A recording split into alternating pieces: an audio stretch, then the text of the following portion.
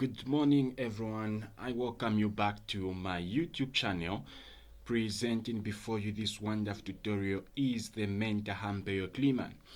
And of course, if you are new to this channel, consider subscribing, hitting the like button, and don't forget to share to others. And of course, if you're having challenges, make sure that you inbox me on this WhatsApp line and register for personal tuitions. It's a +26 0777 66 40 46. And of course, we are having our Breaktober night 2025, which is dated 20th on the 23rd of October, exactly at around 18 hours to 05. So it's an overnight with Apostle Alex P.C. Mutale from Abarum Proper Embassy. And of course, it's going to be held from President Stadium Mine area here in Kabwe. I'm going to be there. The mentor is going to be there. Make sure that you also attend this particular night.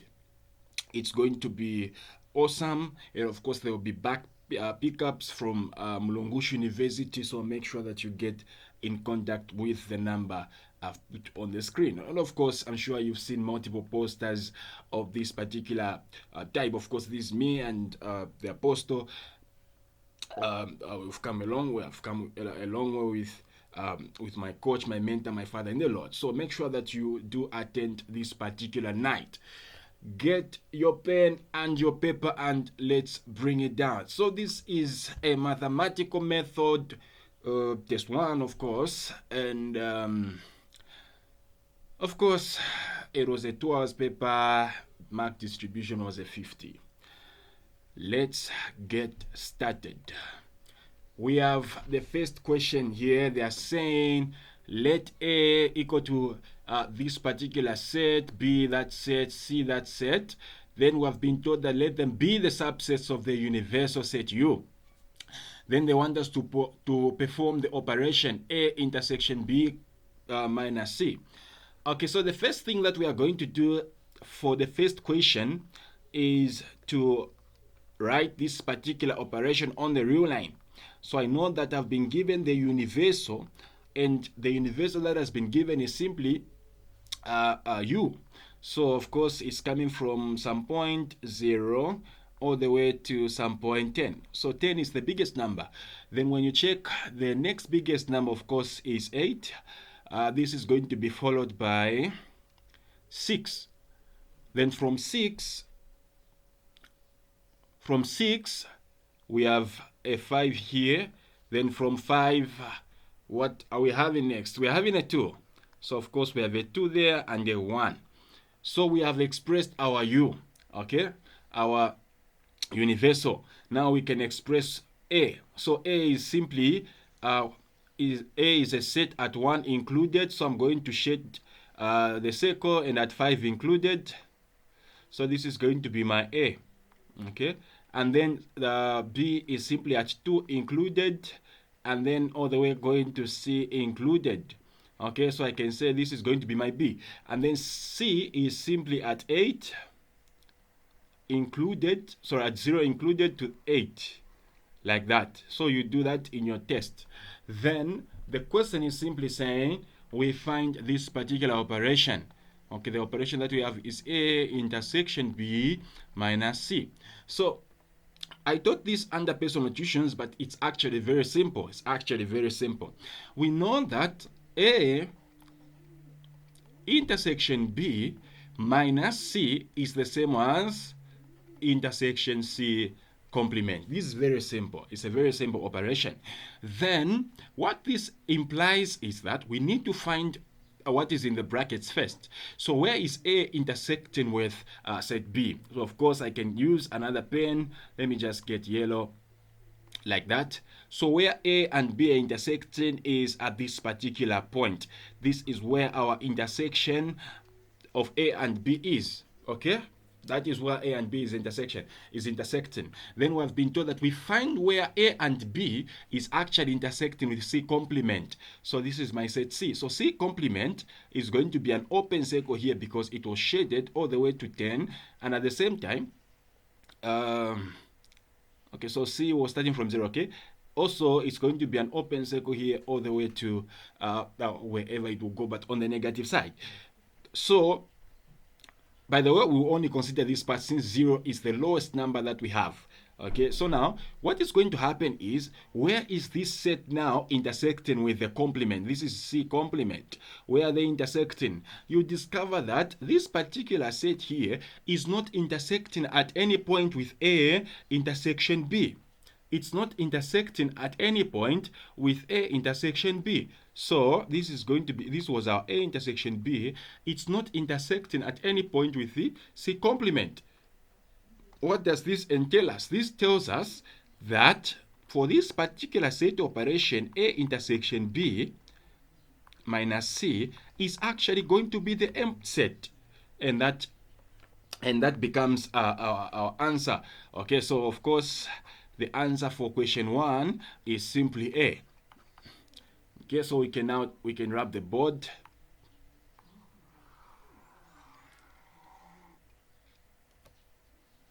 We go to question 2. Question 2 is simply saying, if X and Y are two sets, then the simplest form of, they want us to write the simplest form of X intersection Y, and then the union of, this is going to be X slash Y, and then everything filling the complement. So we know that we can first of all simplify what is inside. This can also be written as X intersection Y union, and then X, whenever you have a slash, let me just put it here, this X slash Y can also be written as X minus Y. Okay, then at the same time, X slash Y can also be written as X intersection Y complement. Okay, and this entails that even X minus Y can also be written as X intersection Y complement. Take note of this particular set operation that I've put there. So this is also going to be X intersection Y, then complement, then A all over by the complement. So this, when it reaches this state, we are able to now distribute the complement. So complement distributed to X, we are going to get X X complement. Okay, this is going to be X complement, like that. Then complement distributed to Y, so complement distributed to the intersection, it's going to become the union set. Then complement distributed to Y is going to become Y complement, like that. Okay, then complement distributed to the universal is going to become the intersection. Then complement distributed to X is going to become X complement, and then complement distributed to the intersection is going to become the universal. Complement distributed to complement, remember when I taught in my previous videos, I taught set laws. Complement distributed to the complement is simply the set itself. Okay, so you're going to have the set itself, like that. So when it reaches at this particular point, you can actually even remove the brackets that are outside, like that. It's okay. So when it reaches there, what are we going to do next? At this particular point, we can now factorize. So what is common? This guy here and this guy is common. So we're going to have X complement. Yes. The universal, and the universal is also common. So it's going to be union. Then what is going to remain? What is going to remain is a Y complement. Then we distribute the intersection here, then intersection Y, like that.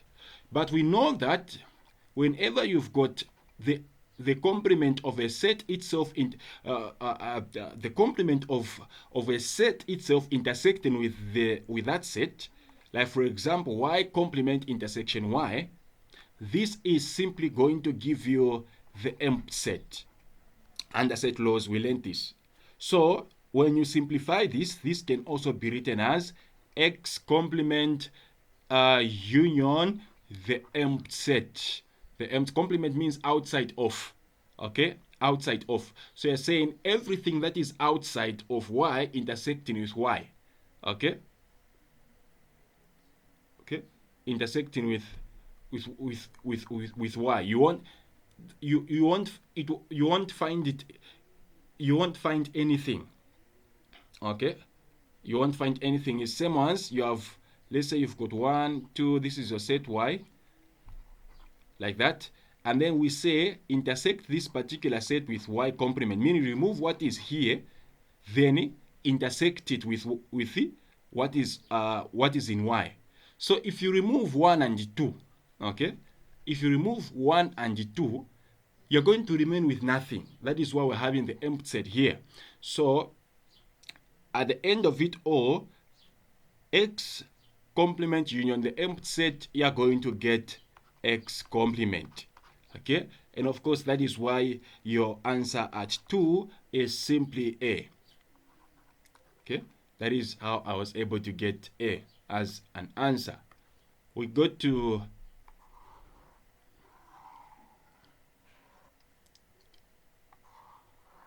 we can go to question 3. Question 3 is a Venn diagram. They're saying in the Venn diagram below, use the set operations U and or intersection and complementation to describe the shaded region. So what they only want you to describe is the shaded region. So when you look at this particular set, you only discover that the shaded region is this particular region there, union this particular region there. Okay, so I can actually say the set that I have is a B union C for the shaded part. But look, this part has not been shaded. This part has not been shaded. What is this part called? This part is called the intersection. This is the intersection of B and C. So we can say minus, because you are excluding it, minus B intersection C. So this can also be written as B union C, yes, then intersection, because the minus is an intersection, B intersection C. Whenever you introduce the intersection, you write the complement. Okay, that is how your answer was A for this particular question.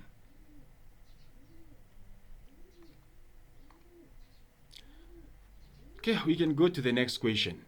Question 4. Question 4, they are simply saying, let star and the other circle there be a binary operation on Q defined by, the first one that we have been given is simply this operation, where A star y is equal to x y over 5. And then we have been told that there is also an operation x circle u circle y is this particular set. So is this particular operation. And then they're saying for all x, y is a member of Q, evaluate. Then we have been told to actually evaluate this.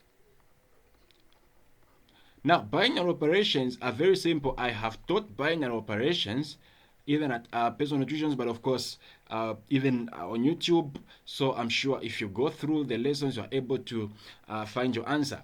So they want us to to evaluate this. So the first thing that we can do, this is very simple for us to evaluate because we already have 1 star 5. So 1 star 5, okay, this is just the same as 1 star 5. So it means where there is 1, where there is x, I'll be putting 1. Where there is y, I'll be putting a 5. So let's calculate that. So this is going to be 1 star 5 of this operation. So where there is x, I'm going to put 1. Where there is y, I'm going to put a 5 over 5. Then this is going to be 5 over 5. And that is going to give me 1. Okay, so 1 star 5 is giving me 1. So what can I do? I'm going to get my 1 and put it where there is this guy, because it's just one and the same. So I can say 1 circle 3 circle 2. Okay, but we know that we can use the z concept, where we can say z, we let z is equal to this particular operation. Then we know that this particular operation, we already have the equation. We know that this is going to be, okay, let me just do it in advance. This is x circle y, then this is the equation xy plus 1. So where there is x, I'm putting 3, then where there is y, I'm putting 2. So if I'm doing the operation 3 circle 2, this is going to give me, okay, this is x, y, and I'm going to put a 3 there, a 2 there, plus a 1. So I'm going to get a 6 plus 1, and I'm going to get a 7. This entails me that z actually is 7. So when I'm having this part, this can also be written as, remember, whenever we do the operation x circle y, we are getting this equation. So even when we do this operation here, we must put it in the same fashion of this equation. So this is going to be 1 circle. Of course, where there is this part, I'm going to put z. Then this is just the same as, of course, where there is x, I'll be putting 1 because x was first and it became first here. So I'm going to put the 1 there. What is it multiplying? It is multiplying z. And then every time we do this operation, we are adding 1. Yes, I have put it in the form, in this particular form. Okay, then what do? We can now get our z, our 1. Then we put our z. Our z is simply a 7 there. Then plus 1. Then this is going to be 7 plus 1. And our final answer is going to be 8. Okay, that is the final answer there. That is how you are able to find your 8. The simplest way. Then use these concepts and you'll be able to find your answer. All right, so we have equation that's saying the real valued functions f and g are defined by, okay, wow, so this is an interesting question. It is not a mathematics test without functions. So f of x, of course, is going to equal to 1 over the root of x. And g of x, we have been told that it is equal to x to the power 2 a minus of 4. Then we have been told to find the domain. We want to find the domain of this particular function. That is the f circle g being evaluated at some point x. That is what we want. So now what do? Of course, this is actually f circle g implies f input of g. So I'm going to get my equation of f of x like that. And then where in the square root where there is x, I can replace with x to the power 2 minus 4. Now, this is what happens when you have something like, whenever you are dealing with the square root of x to the power 2 minus 4, and this is not a denominator, it's not filling the denominator, it's not in the position of the denominator. Make sure that whenever you want to find the domain, you simply say x to the power 2 minus 4 greater than or equal to 2. Why? Because whatever function, whatever value that you're going to find and replace it at 2, it's going to define the function. So this is just the same as x to the power 2 greater than or equal to 4. So if you find the square root, you find the square root there. It's going to be x greater than or equal to 2, greater than or equal to negative 2. So whenever it's not filling the denominator, you apply the greater than or equal to. Why? Because it will still define the function.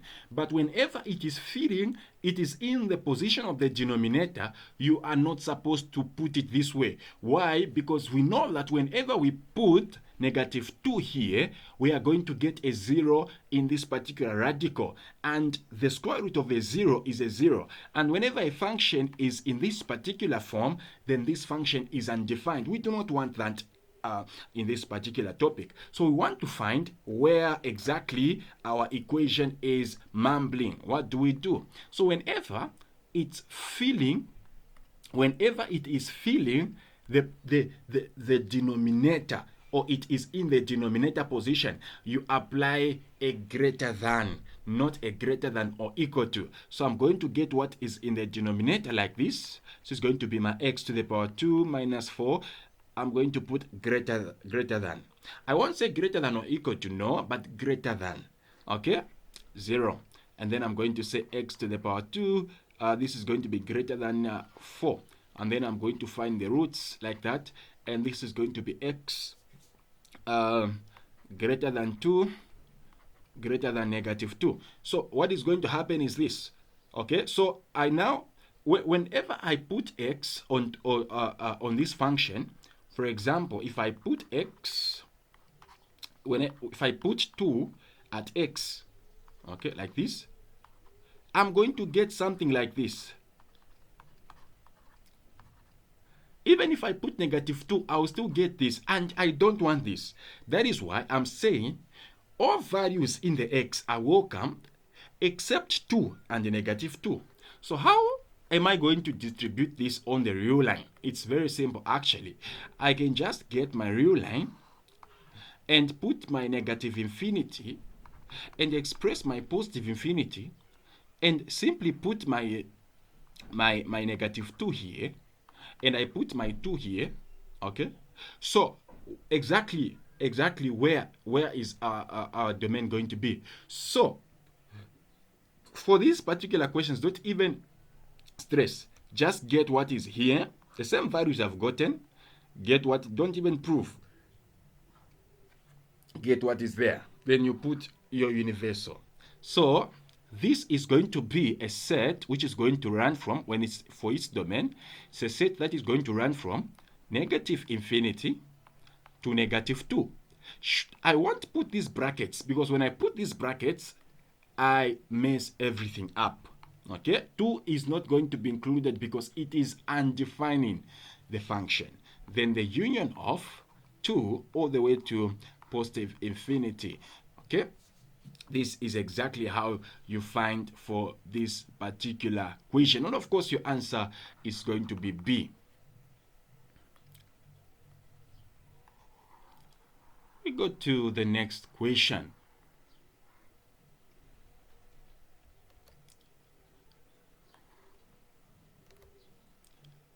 Okay, we go to the next question.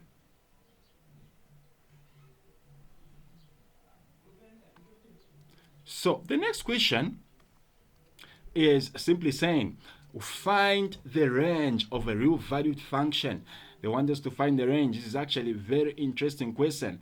So this is question 6.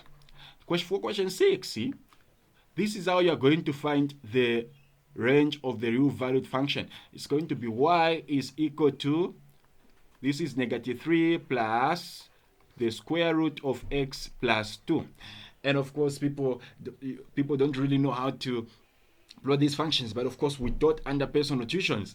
So please, it is very important that you register for personal tuitions. It's very important. I teach a lot of simple concepts for these particular questions. You don't even need to solve this question. I don't need to solve this question. I can plot this question, I can sketch this question, and I'm able to find the answer, and that makes everything simple for me. How am I going to do it? Because I've been given this equation. Okay, I can get what is inside here and simply equate it to 0, like that. Then I can say my x is going to be negative 2. Then I can use this value and use that value as my y-axis, because it is the one which is defining my y-axis. So I can use that and make the coordinates. I can use this one as my y value. If the 3 wasn't there, it was going to become 0. I can still say y is equal to 0. Then I can use these set points like that. This is going to be x, this is going to be my y. Now when I do that, I can plot this like that. Then I can define that part. So of course this is going to be my negative 2. My negative 2 is going to be here. And then where is going to be my 3 in the y? My 3 in the y, this is negative 3, of course. So this is negative 3. So I can put negative 3 here. then where is the function going to be? If I plot it, it's going to be here. Then what do? I can plot this function. Let me plot the function. So where would the function go to? Another person with tuitions, I thought and I mentioned that this function, okay, this function, it's very simple to determine where the function is going to go. Look, you've got a positive radical, and your x inside, guys, is positive. Your x is positive. So whenever you've got a positive radical and a positive x, you imagine that your y is going to be determined by your radical.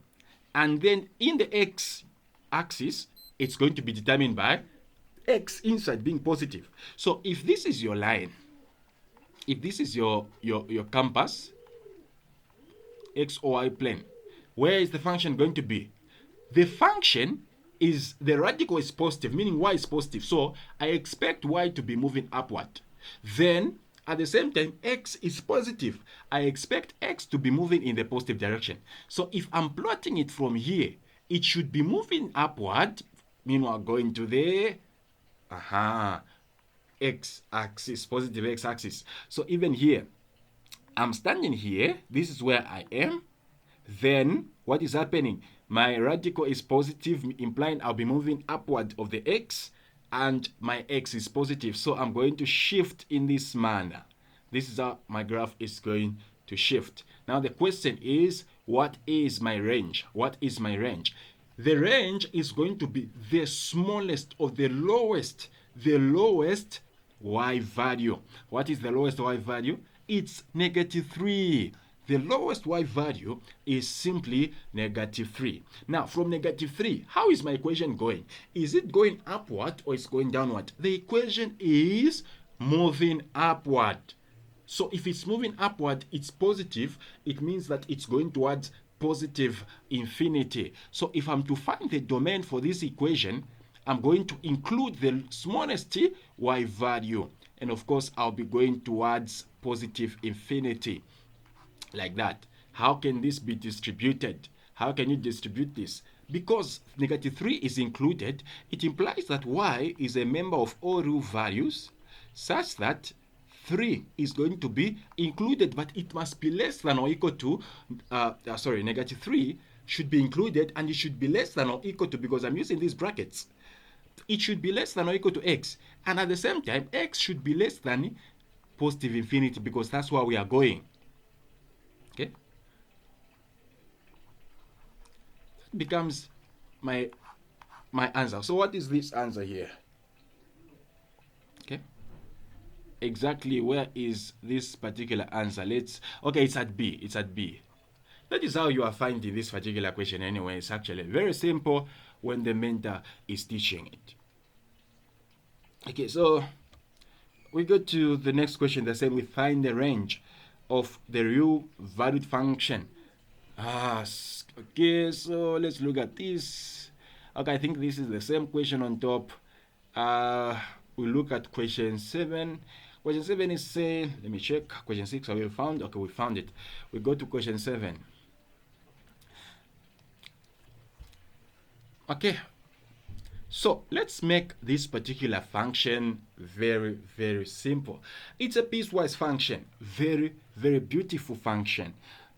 Okay, look how beautiful this function is. We have this function, and then we have been told that it is actually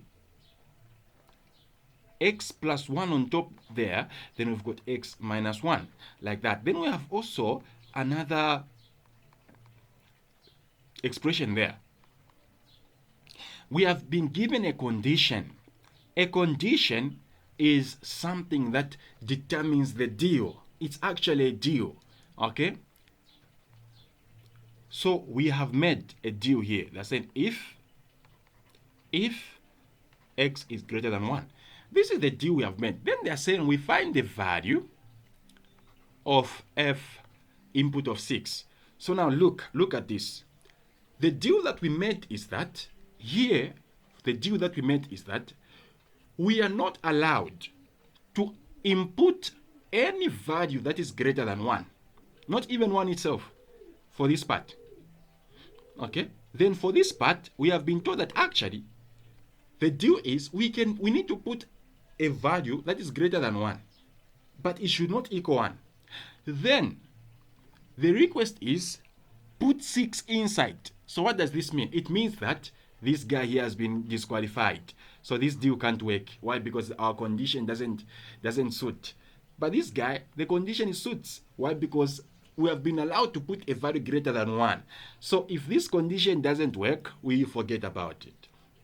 Okay? We do not have that type of thing there. We don't have it in our pockets. So we follow what we have been asked for. Okay?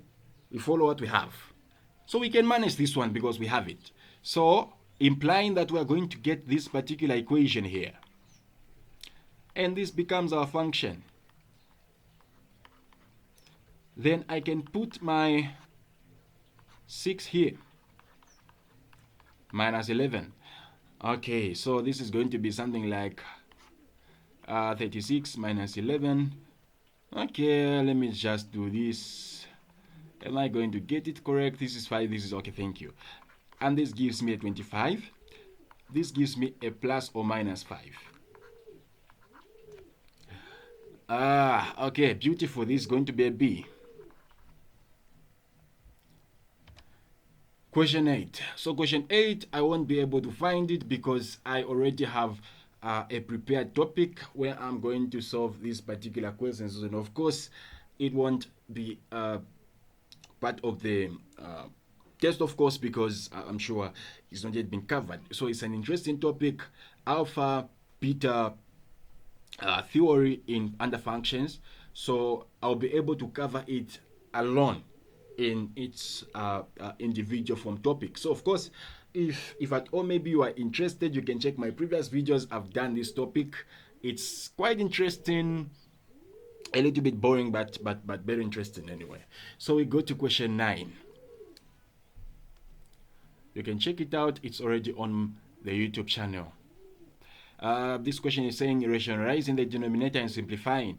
They want us to simplify this. They're saying a minus b all over by the square root of a minus b. Now, to rationalize simply means we get rid of the radical or square root in the denominator. So the first thing that you do to rationalize, you need to get what is in the denominator. Just get what is in the denominator.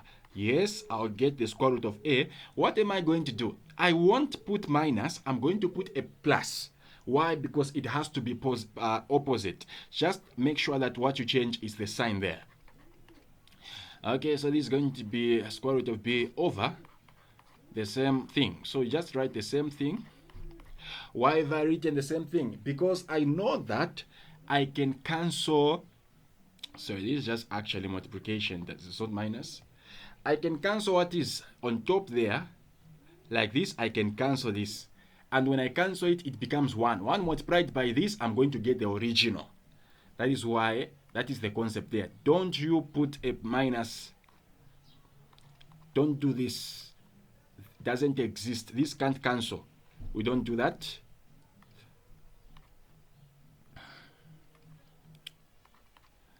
Okay, so now we have that. Then what do we do? So whenever you're dealing with radical, or let me just say sets, make sure that you do not work out what is on the top. Leave it like that. Just leave what is on the top like that. So I'm going to leave it like that. Why am I leaving it? It is going to be helpful. That is the concept to use. Please, never should you attempt to touch what is on top. Just leave it the way it is. Leave it the way it is first. Work out what is down there in the denominator. Then, in the denominator, I can multiply square root of a multiplied by square root of a. Under Peasant Notations, of course, I taught this even on YouTube, I think some time ago. If you check my previous videos, of course, this gives you a. These are the rules of sets. Okay, so if we work out the denominator thing, or if we multiply that, we are going to get a here. And then square root of a multiplied by square root of b is going to give me square root of a, square root of b, like that. Then negative b multiplied by a is going to be minus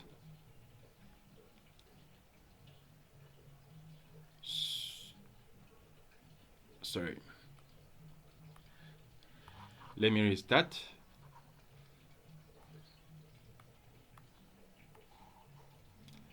Okay, so my concept here is this. I want you to check it out. Okay, it's in the denominator, yes. Square root of a multiplied by square root of a is going to give me a. I was correct. Then square root of a multiplied by square root of b, yes, it's giving me a root b, like that, correct? Then I check this and that. Then minus square root of b multiplied by that is going to give me minus a, then b, like that, yes. Then negative b multiplied by square root of b is going to give me minus b. That is already known. So this is just the same as, on top, this is going to be a minus b, and then we have the square root of a plus b, all over by this, and that will cancel because they are subtracting. So it's going to give us 0, and then we're going to remain with a minus b underneath. Remember, I said don't you touch what is on top. It will give you a clear picture of what you're going to do. I can cancel this beautifully, and I can cancel that, and I'm going to remain with square root of a plus the square root of b. Am I having that answer? Of course, it's there, and it's a beautiful answer, D. Okay, let me do question 10. Question 10. Question 10.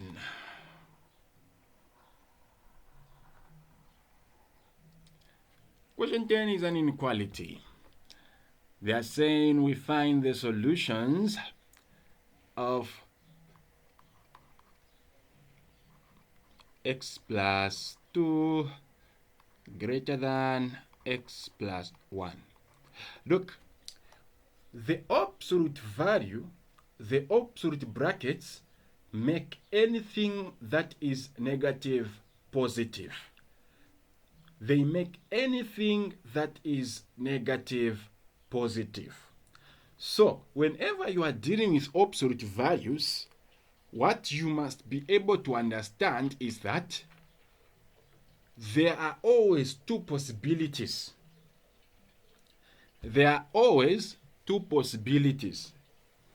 It's either, the first possibility is that it's either it was positive in the first place, or it's either it was negative in the first place, then it changed to positive.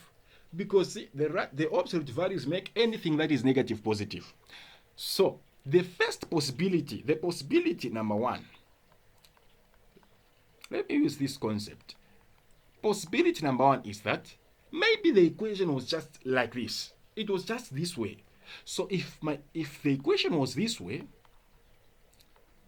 and I make that as my first possibility, then I try to solve it. Then I discover that I'm having x minus x here greater than 1 minus 2. Then I have 0 here, and then I have negative 1. This doesn't make sense in mathematics. Doesn't make sense. What does this imply? It implies that this doesn't have solutions. Doesn't have any solutions. So we forget about it. The second possibility,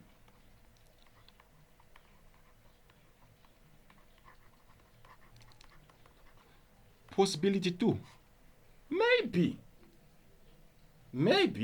it was negative it was negative, okay? It just became positive because of its value. Remember what I'm trying to say. I'm trying to say this, whenever you have this is just the same as this, okay? That's one thing that you must understand. So for you to get this here, let's say I hide what is here. I hide what is here. This time around I put x. X is equal to the x that is in those radicals. What does this imply? Remember, I put negative x there, right? I put negative x there. Okay, let me just say not x. Let me put it this way. I put a. What are the possibilities of a there? in terms of x. The possibility of a in terms of x there is that maybe x, maybe maybe a was directly equals to x, positive x, like that. Okay? Or maybe actually a was equal to negative x, like that. You can't know whenever I deal with absolute values. Okay? You can't really know. And for sure, in the first place, I wrote this. Okay? And it still holds. Even here, you make possibilities. So maybe this guy was positive. So you don't touch what is on the left-hand side. Just touch what is on the other side. So let's bring out that concept. Maybe the other guy was positive. So what I'm going to do is this. Okay, let me just write it first where it was. This is x plus 1. Yes, maybe it was this way. So don't touch what is on this side, just write it the way it was. Maybe it was a negative, so you introduce the negative outside. Okay? On the other end, then you solve it. Greater than x minus 1. So this is going to be x plus x. If you take the x there, greater than, then this is going to be minus 2. Sorry, minus 1, minus 2. Okay? Minus 1, minus 2. So I'm going to get a 2x there greater than minus 3 over 2 over 2. So we're going to have x greater than minus 3 over 2. What does this tell you? It implies that negative 3 over 2 is not included of this set. And because x must be greater than negative 3 over 2, it implies that the other value will be getting, because it's going towards positive infinity. Let's get the set value. We see what we are having. Where is it? Okay, it's D actually. It's D. That is how you are finding this particular equation. We go to section B. Of course, let me just get a little bit of some quick rest. Of course, don't you guys forget that on the 23rd of this same month, October 2025, we are having a massive overnight at President Stadium Mine area near Comet Grounds, right here in Kabwe. There will be a bus pickup from Lungushi University. Make sure that you come for the overnight. You come, we worship together. It's Upper Room Proper Embassy with Apostle Alex Bisi Mutale, God's servant. And of course, it's a scheduled night of the Breaktober, which we shall be having right here in Zambia. People are coming for this night. And of course, it's going to be so awesome, because the presence of God is going to manifest itself. We go to section B. They are saying we express the decimal. This is the simplest of the simplest topic you have ever seen. Okay, so rational numbers. This is question 1A. They are saying we express 22.7 repeated decimal at 855 in the form P over Q. So the first thing you do, you equate your x equal to, this is going to be 22.7855. Now look at this. Okay, let me steal a concept I taught from personal tuitions. Of course, this is spoon feeding, but I like spoon feeding because sometimes that is the best way of doing it for understanding. Take the decimal always to a number before the bar. So the number before the bar is 7. So take the decimal behind 7. Always. That's the first thing you do. Now, to take the decimal to a number before the bar, I need the 10 because I need to shift it here first. So I need to just move one step. To move one step, I need the 10x. So 10x is going to equal to 227.855. Yes. Then, how many steps do I need to shift it now? I need to shift 1, 2, 3. So, for me to shift it from that point to that point, how many zeros do I need to 1? I need a 1000. Yes. Now, under personal tuitions, I taught something. I said, don't you even worry yourselves whenever you're answering such type of questions. Get the 3 zeros, add them to this 10. So you're going to have your 10 there. Just add the 3 zeros. 1, 2, 3. It becomes 10,000x. When you said 10,000x, remember you shifted the decimal up to the end. So that becomes a 227,855 point. Remember, these are repeating decimals. So you repeat your decimal like that. This concept works for anything under this particular topic. Then you get your 10x.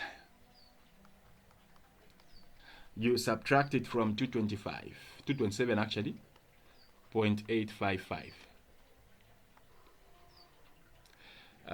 This is a 10,000. Let me check. 10,000 minus 10. So this is going to be 9,000. This is going to be 9,000. This is going to be 10,000. 0 minus 0 is going to be a 0. This is 10 minus 1 is going to be a 9. We have a 9 there and a 9 there. So this is going to be 9,990. X is equal to, and then we subtract what we have there. So because it's a session, you can subtract in your exam or your test. They will not give you a calculator, but I'll use a calculator because I need to be quick. Minus 227. So I'm getting something like 227,628 over 9990 x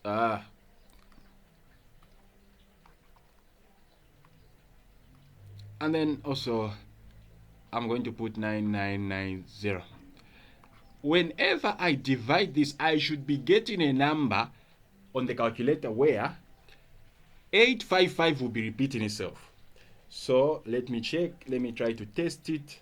This is how this question, when marking, they don't even need to go far. They just have to punch this on the calculator and see if it's repeating. I'm getting a number 22.7855855855. Okay, so it implies that actually 227,628 is my answer. So this is the answer. Sometimes they might say in its simplest form, so you need to fight and find a number which you can put in there. Okay, it's okay, I can end it there.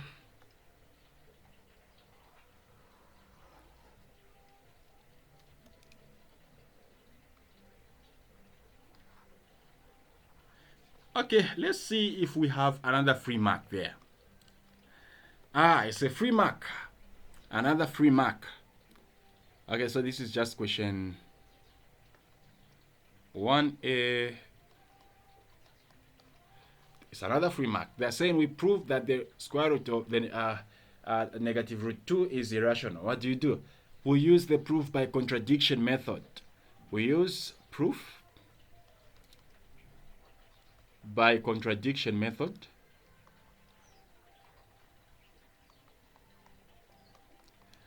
Don't write this. I've written on top, but the rest you can write. So we use the proof by contradiction method, where we are going to say that instead of saying, of course, square root of negative of root of 2 is irrational, we just say let negative root 2 b. Instead, let it be rational. But we know that a rational number is a number expressed in the form a over b. Then this implies that square root of 2 can also be written in the form a over b, where a and b are co-primes, meaning a and b can only be divided by 1 and itself, and that b must not equal 0. So from here I can say over divide by -1, divide by -1. So this is going to be square root of 2 equal to negative a over b. I can introduce the root this side, the power this side and the power this side. This is going to cancel with the square root. I'm going to have a 2. And then I'm going to have a positive because this is multiplying itself. Positive multiplied by, negative multiplied by negative, it becomes positive. Then I can cross multiply. I'm going to get 2b power 2 equal to a power 2. Let me start with a. So I can say divide by 2, divide by 2. So b power 2 is going to equal to a power 2 over 2. Now, whenever I divide 2, whenever I put 2 into a to the power 2, I'm getting b to the power 2. That implies that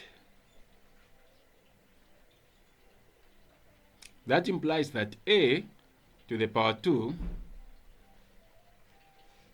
is even. Then if that is the case, it also implies that actually a is also even. We can say then a is even also. Then if that is the case, then we can say a is going to equal to the same 2 that is there. You get it, then you just say 2k, where of course k is a member of all real numbers. Then you get your value. You say b to the power 2 is equal to 2k to the power 2 over 2. So we're going to get something like this. 4k to the power 2 over 2. And then we're going to get b power 2 and 2k power 2 over 2 over 2. Notice that we are also getting k to the power 2, then b power 2 over 2. Notice that whenever we also put a 2 in b, we are getting k to the power 2. That implies that b power 2 is even. Then even b is even. What does this entail? It entails, remember we said these are co-primes. A and b are co-prime, meaning only one and themselves are going. But in this case, 2 is able to get in both a and b. So already that is where our proof contradicts itself. That is why it fails. Okay? That is why it fails. So from here, what can you say? Okay? We know that a over b is rational. Okay? A over b is rational. So therefore, you can say, since a and b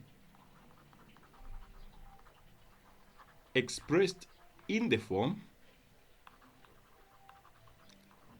a over b is rational,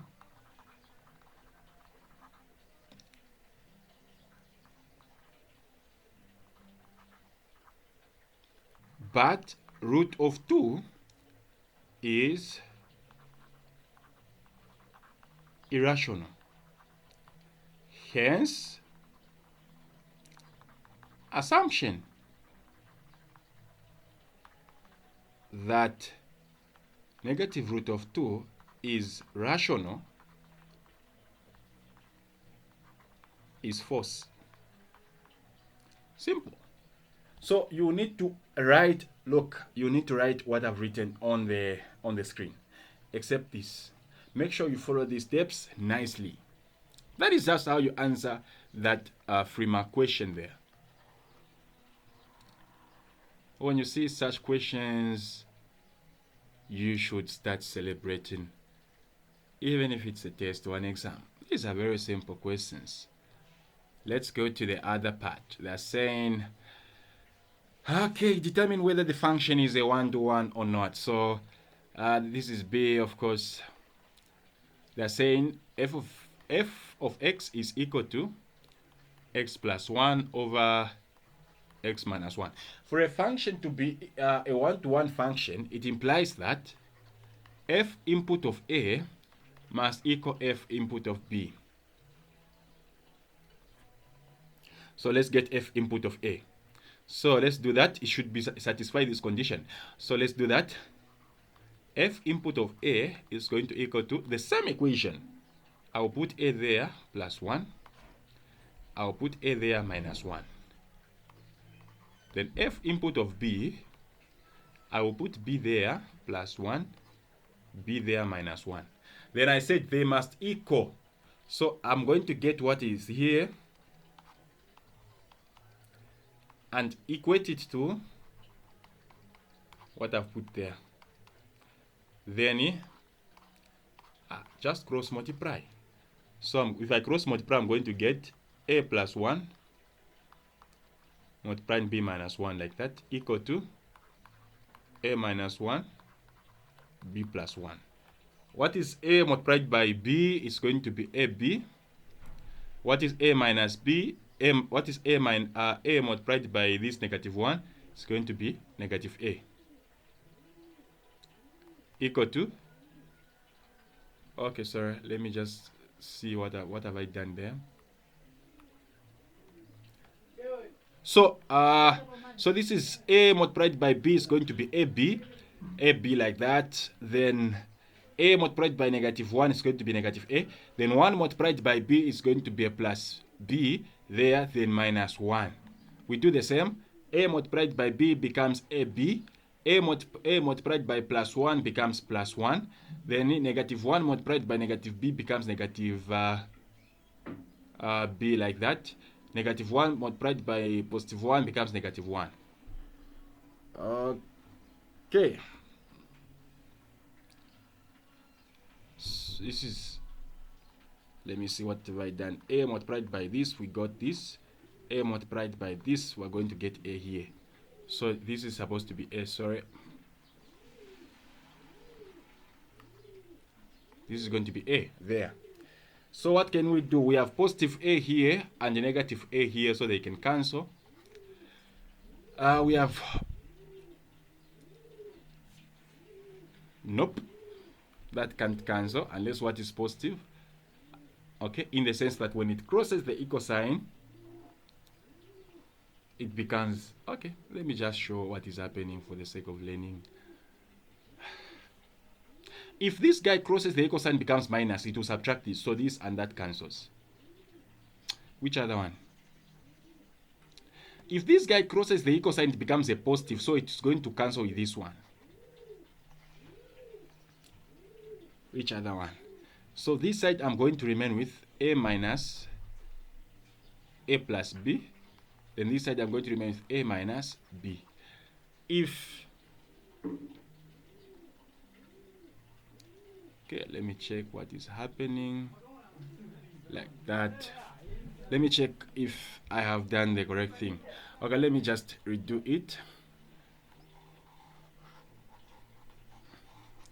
I was too quick.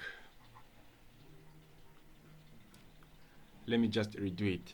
What is A multiplied by this? I'm getting AB. A multiplied by negative 1 is going to be minus A. 1 multiplied by B is going to be plus B. 1 multiplied by negative 1 is going to be minus 1 equal to A multiplied by B is going to be AB. A multiplied by plus 1 is going to be A. Negative 1 multiplied by B is going to be negative B. The negative is going to be minus there.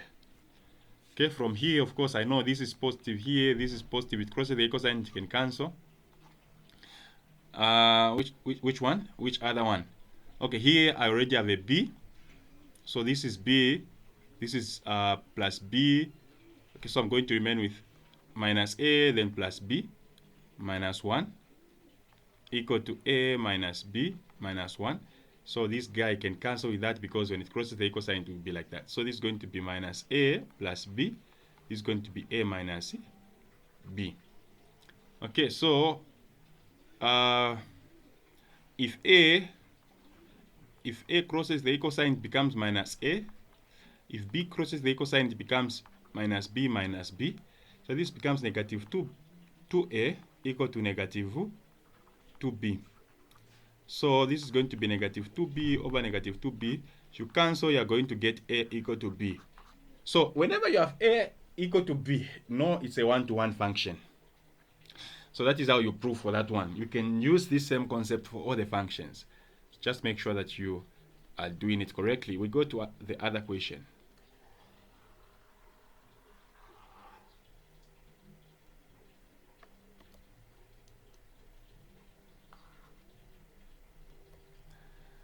We go to the other question. The other question is saying, we determine, okay, given that the function of f of x, so this is what we have.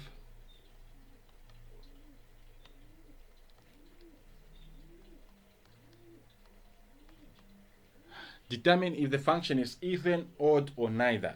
I taught this under Peasant tuitions, of course. I'll be able to repeat the same concept that I used. For a function to be even, it implies that f input of x must equal f input of x. Then this function is even. For a function to be odd, it implies that f input of negative x is going to give you minus f input of x. Then we say this function is odd. If it's not satisfying with any of those two conditions, then we say that this function is neither. So let's try the first one. The first test is going to be for even. Okay, so I'm going to put my minus x there, then minus 1, minus 3. Let's see what I'm going to get. The radicals, the absolute function or absolute values, makes anything positive negative. Sorry, it makes anything negative positive. So it implies that whatever is in here will become positive with automatic effect. So this becomes positive immediately. Now, this part is very different from here. So if you check, the moment you just see that, just know this equation number 1, it can't be odd, it can't be, because I can't factor out this, okay? There's no negative to factor, there's nothing. It's not making sense. It's actually not odd, and at the same time, it cannot be even, okay? From the test that we have done, check this is positive, so it can't be even, okay? It can't be even. At the same time, this function can't be odd. So we say it's neither even nor odd. Okay, I taught that under Peasant tuitions. Of course, I know people would have already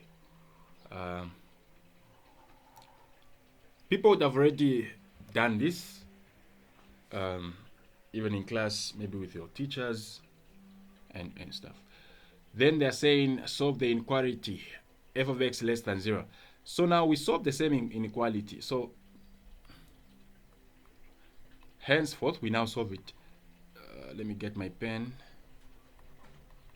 So we now solve f of x is equal to x minus 1 minus 3. Then they're saying f of x must be less than 0. So they're saying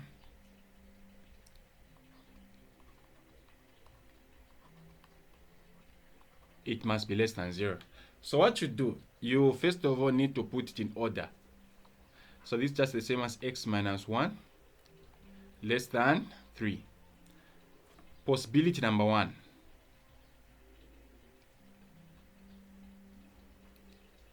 Okay, possibility number 1.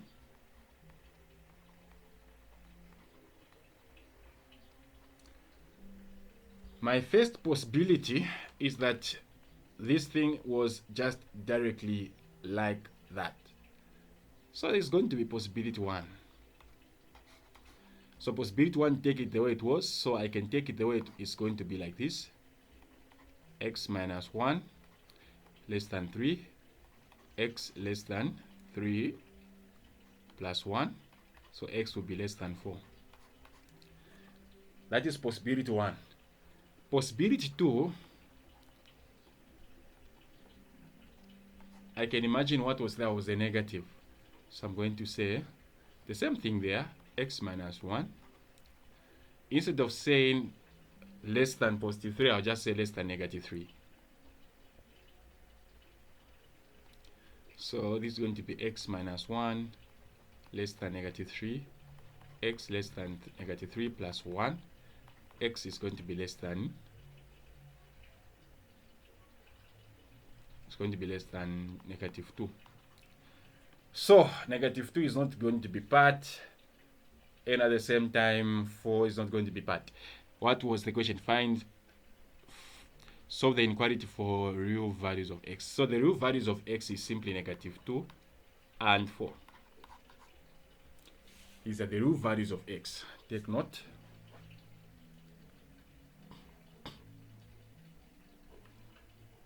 That is how we solve this question. Okay, so sketch the graphs. So you've been given to sketch the graph of, the first one is f of x. They're saying it is equal to, so these are radicals.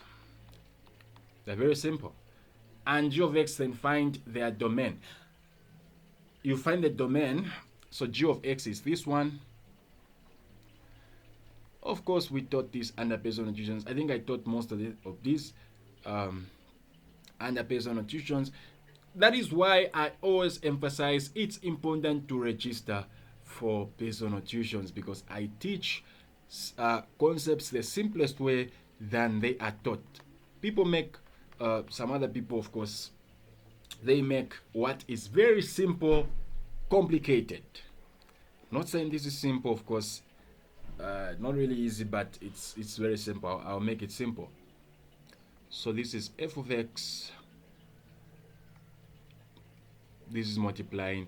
That's the domain we want to find for this particular operation there. Now what you do, let's first of all plot for the first one. We have f of x is equal to the square root of x minus 1. I said what is outside here is a 0. So just get what is inside. So this is going to be x minus 1 equal to 0. So your x is going to equal to 1. And then I can make this as my coordinate, because I know that actually my y is equal to 0 is here. So I can plot that 1, 0. So this is going to be x, y. And then I can plot that.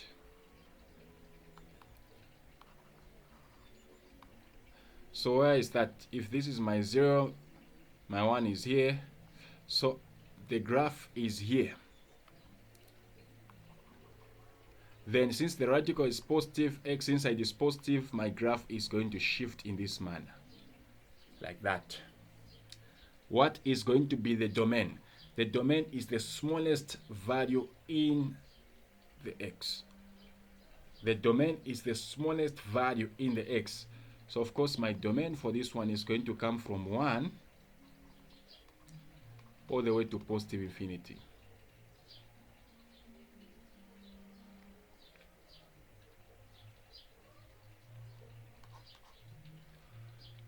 We do the second one. I'll use the same concept, but it will just be a bit different on the graph part. I get what, of course there's a 0 here because we do not have anything there. So I'm going to get what is inside equal to 0, then negative x equal to negative 2 over neg 1 over neg 1. Your x becomes positive 2. Then because your y there is a 0, so you have the coordinates 2, 0. Let's sketch it.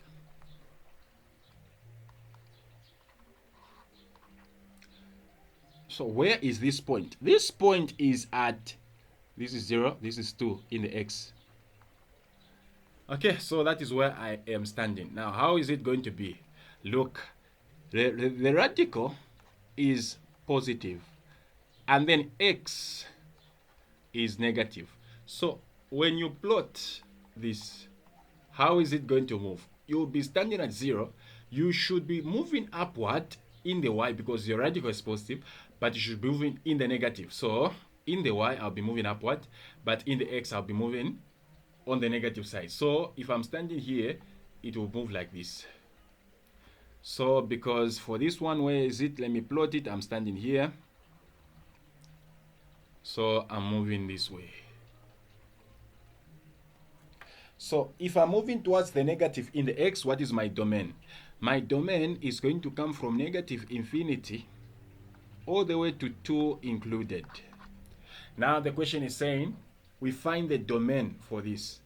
So whenever you have multiplication, just find where the two guys are intersecting. That is the thing. They just want you to find where the two guys are intersecting. Let me use a pink color. So of course we can plot. So I'm going to come from negative infinity to positive infinity. Then I'm going to put my 1 here. Then I can put 2 here. The first one for this, the first domain is coming from 1 included. So I can put a dotted line all the way to positive infinity. The second one is this one.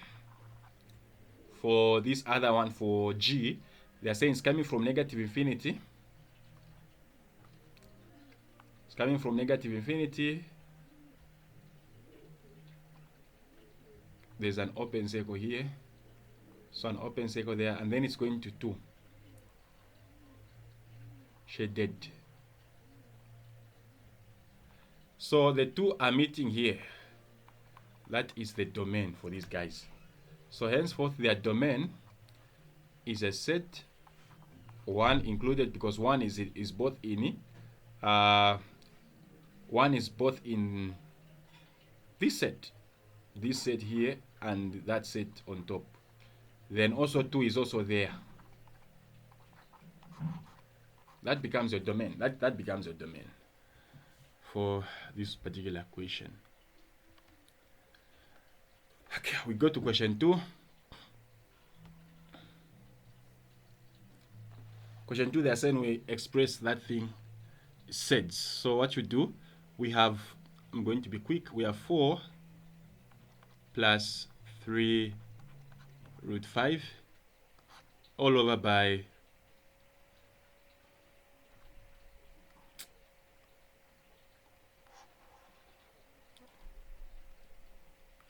okay, let me use this. So it's going to be 4 plus 3 root 5 over 4 minus 3 root 5. So the same thing that I did, you will introduce the positive there. It's called the conjugate of what is in the denominator. So you are going to introduce that even there. You introduce the same thing. Yes. Then what do? Leave what is on top like that. So it's going to be 4 plus 3 root 5. You leave it like that first. Then you work out what is in the denominator. What is 4? 4 multiplied by 4, it's giving us 16. 4 multiplied by 3 root 5. So just multiply the 4 and the 3 there. Becomes 12 root 5. Then negative 3 root 5 multiplied by 4 to be minus 12 root 5. Then minus 3 multiplied by this is going to be minus. Then just get multiply the 3 by the 3 there. It becomes a 9. Then of course you know that accordingly to sets, square root of 5 multiplied by square root of 5 gives you 5. So you're just multiplying by 5 down there like that. So this is going to be 4 plus 3 root 5 like that. 4 plus 3 root 5. And then this is going to be what? Okay, this is a 0. So we're going to have a 16 there minus 9 multiplied by 25. Getting a 45 here. Minus 16. 29. So it's negative 29. Then they are saying we put it in this form. That's the condition. In this form, straight. So it implies we need to work out what is on top. So if we put it in that form, then it's going to be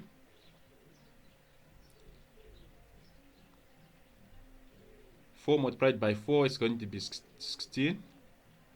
4 multiplied by that is going to become 12 root 5. Yes, plus 12 root 5 plus 69 again. Sorry, 45. Like that, then over negative 29. Over negative 29. So 16 plus 45, 16 plus 45 is giving me 61.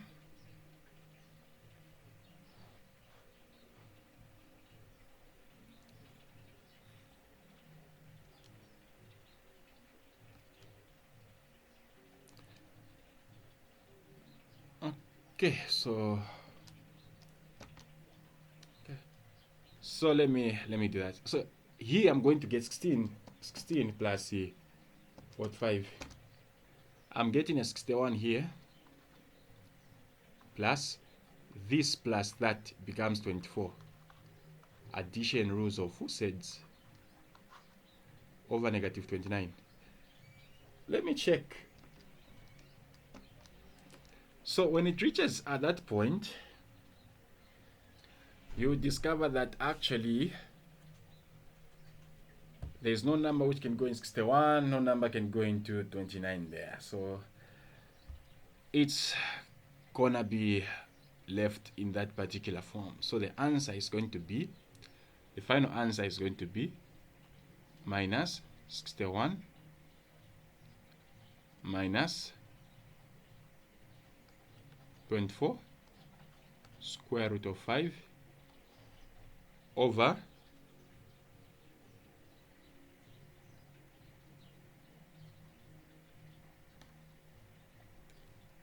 29.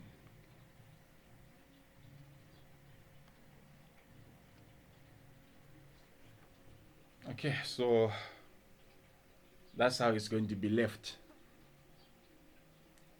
Okay, that's how it's going to be left. Then they are saying what are the values of P and Q. So P is here. Then where's Q? Q is here. So the values of P supposed to be negative 61. Then the value of Q is going to be negative 24.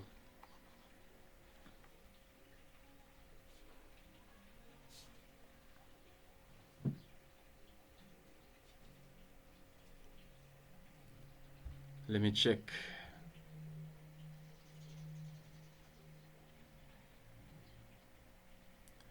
Yes, that's how it's supposed to be. That's how it's supposed to be. All right. Okay, so that's how it's supposed to be. We go to the second question.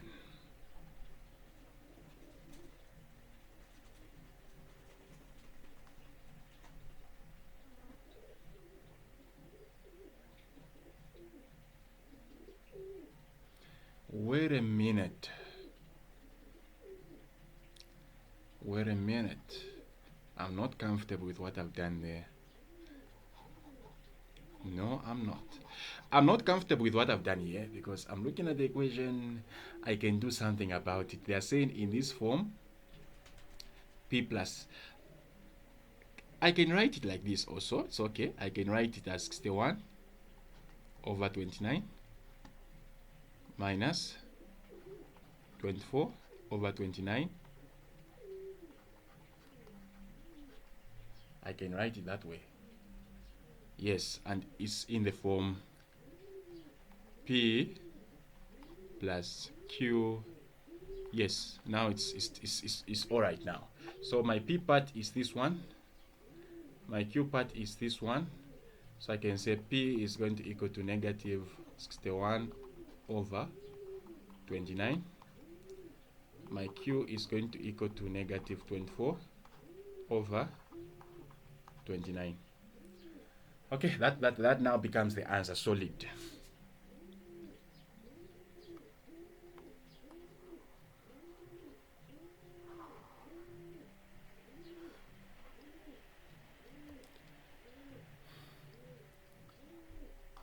We go to Roman numeral 2.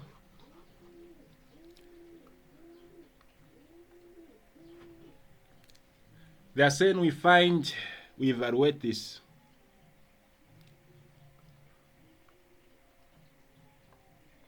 We evaluate this. They are saying we evaluate A star B star C star C E. Simple actually. So let's work out this part first. What is A star B? A star B. So I'm going to find where A is in this column is here. Then I check where B is in that column. So it's here. So the line is pointing here at E. So this is equal to E. So I can say E there, star. Then I find what is inside. So this is going to be C star E. So I can find C in this column. And then where is E in the other column? It's here. So the two are meeting at this point at C. So this becomes C. Then what is E star C? So E is here, star C, E star C, and I'm getting a C for this one. Okay, let me just recheck it through again. A star B, A star B, I'm finding E, and then star, then what is C star C, C star E? C star E is giving me C. Yes. Okay, so this is correct, yeah. So this is your value when you evaluate that. That is what you're going to get. Your answer is C. Of course, I won't answer B because I won't answer B1 and the other one because they're not really part of those are beta alpha functions. Not important for now. I'll cover them in the next tutorial sheet. Okay, let me see how important question 3 is. They send the height of a projectile fired vertically into the air, neglecting air resistance at an initial velocity of 96 meters per second, is in a free function of fx. So this one is application of functions. They're saying we have this function equal to 96 x minus 16 x to the power 2. Okay, so this is the last question actually. And then we know that, okay, this is plus 0. Because we know that the function y is equal to a x power 2 plus bx plus c. Okay, so what is my a? My a in this equation is this part. My b in this equation is 96. My c is a 0. How do we find? Because they're saying it was shot vertically upward. It was shot vertically upward. So how do you find the coordinates of the vertex? Vertex coordinates is equal to z negative b over 2a. Yes. So what is b? B is 96. It's going to be negative. And then 2a. What is a? A is I think This is actually very simple. Okay, you even did it at primary level, grade 4, it was there. So this is going to be negative 96 over negative 32. Let me check if it's going to be divided. Okay, so I'll be doing my next session on beta alpha functions. They are very simple. They are very simple, very interesting. So of course, I'm getting the x coordinate. Sorry, not the x coordinate, it's the y, because it's the vertex, to be 3. Okay, so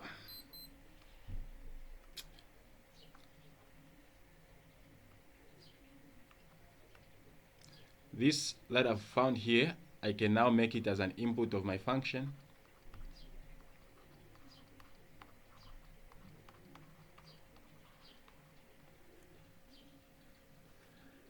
So 96 multiplied by 3 is going to be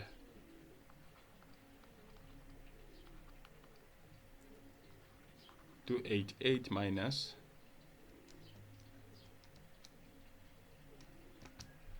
minus 144.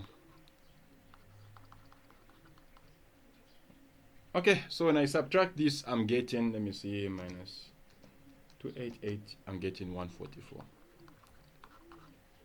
meters. Okay, that is the highest point that was reached by the projectile. Please, this is mathematics, not physics. And we end the session right there. And then, if you found this video interesting and helpful, consider subscribing, hitting the like button. Don't forget to give me your views, and don't forget to share to others. Of course, don't you miss the mighty break overnight. Thank you so much.